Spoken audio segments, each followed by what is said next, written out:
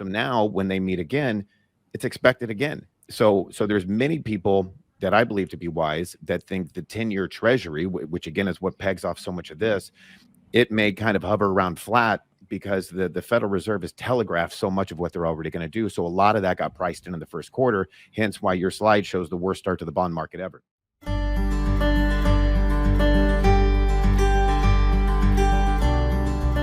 I'll take a little stab at it here too. Just kind of what we've been seeing is it goes back to like we talked about at the very beginning with inflation, right?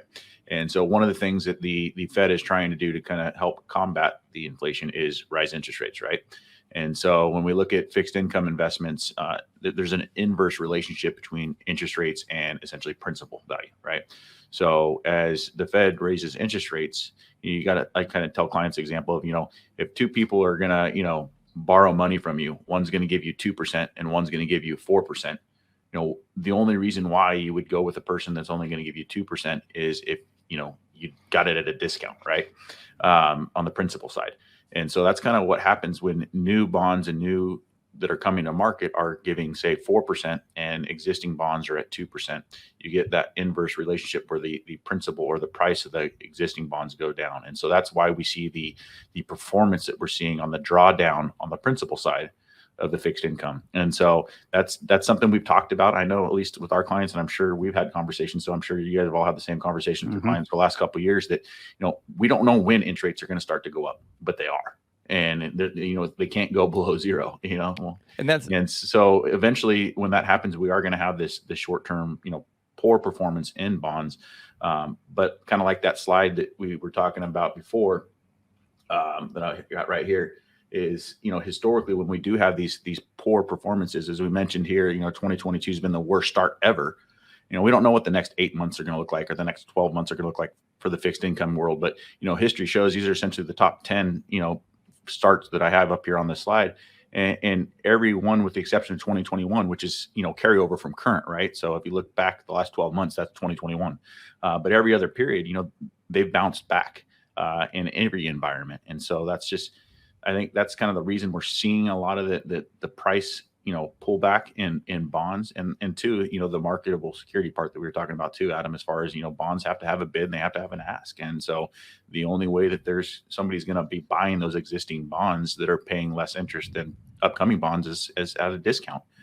And so I think that's kind of what we're seeing here. And the harder conversations we mentioned with clients is even municipals, which in history have been kind of more of our safer assets next to treasuries. And we've seen municipal bonds down anywhere from 10 to 16% for the year, which is hard conversations too. So, Kyle, I think one disconnect, at least one confusion that I hear from clients when it comes to interest rates, they'll say, well, yeah, but isn't the government going to raise rates more? Okay. And then won't that make my bonds go down more? And the point that I make back is what we don't know, or at least what I believe, is how much of that expectation is already priced in. And so what I explain to the clients is that with the Federal Reserve, when they raise interest rates, they are not raising rates that are directly affecting your bonds. Correct. Or directly affecting mortgages or directly affecting that. All of that is the market, air quotes. And so they're actually affecting just the prime rate, the borrowing between banks. Everything else is driven by the market, by investors buying and selling. And so where we saw that firsthand, and this is why it caught many investors, I mean, I'll say myself included, is that the speed of rise caught most people off guard. We all kind of thought it would be a gradual runway to start off this year.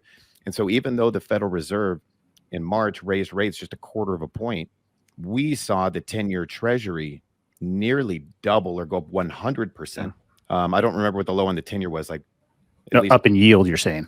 Up in yield, correct. So what was the 10-year at? What in around the start of the year, November, December, I want to say the 10-year yield was like around a 1.50, something like that. 1.516, and it went up to 3. So essentially double. Yeah. And so what that's telling us and what it would tell an investor is that, okay, you're not alone in believing that the government is going to raise rates. Jerome Powell, the Federal Reserve Chair, has telegraphed it that they are going to do some kind of rising rates. And we just don't know how much over what duration, but the market has priced in so much of that already that as long as, so when he ended up raising rates a half a point just here recently, the 10-year treasury, which is the one that's pegged to mortgages and a lot of the bonds that we own and things like that, it didn't even move. It stayed perfectly flat because because it was so expected. So now when they meet again, it's expected again. So there's many people that I believe to be wise that think the 10-year treasury, which again is what pegs off so much of this, it may kind of hover around flat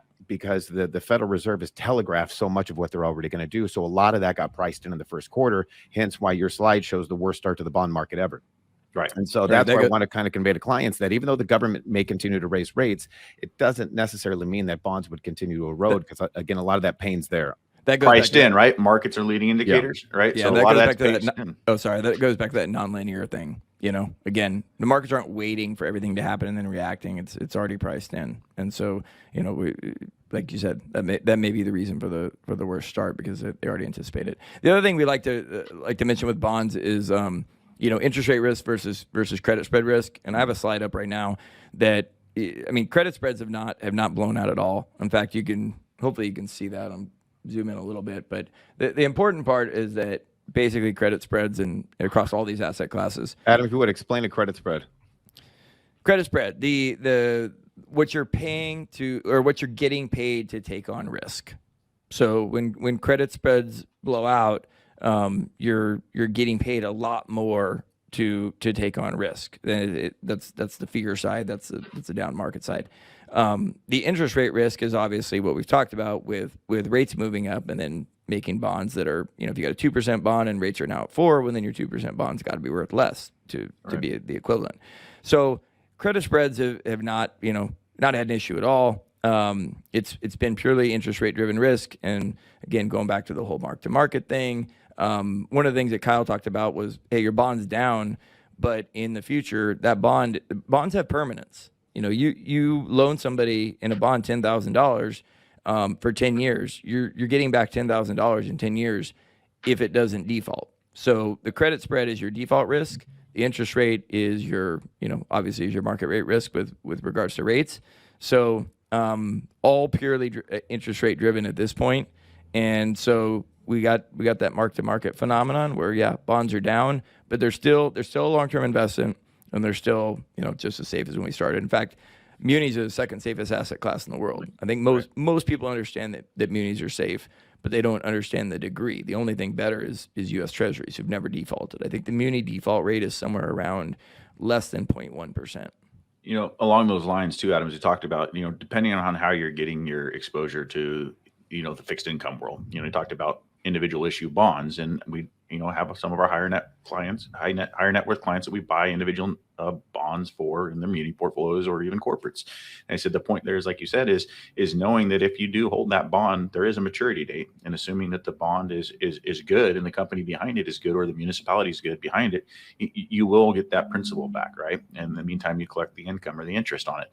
But the other side of it is when we get the exposure through, mutual funds or ETFs. Again, those are pools of bonds or inside of there. And so I always tell clients too that, the principal gets beaten up with the rising interest rate like we've seen, but the benefit is that over time, that yield on that portfolio is going to go up.